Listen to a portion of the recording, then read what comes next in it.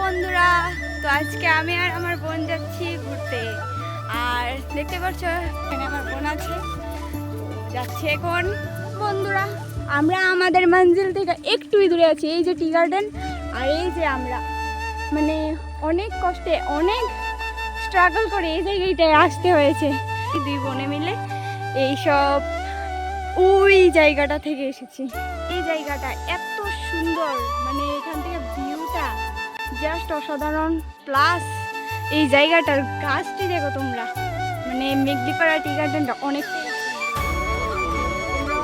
এখন এই যে এদিকে খয়েরপুরে সেবাদাম আছে, সেবাদামের সাইড দিয়ে আমরা যাচ্ছি মামার বাড়ি। এটা অনেক সুন্দর, মানে বলবার ভাই, খুব সুন্দর। আর এই ফুলগুলি দেখো, মানে পুরোটা খালি মাঠ, আর এখানের মধ্যে একটা গাছ আছে। মানে ফটো তোলার জন্য এর থেকে সুন্দর আর কি হতে পারে।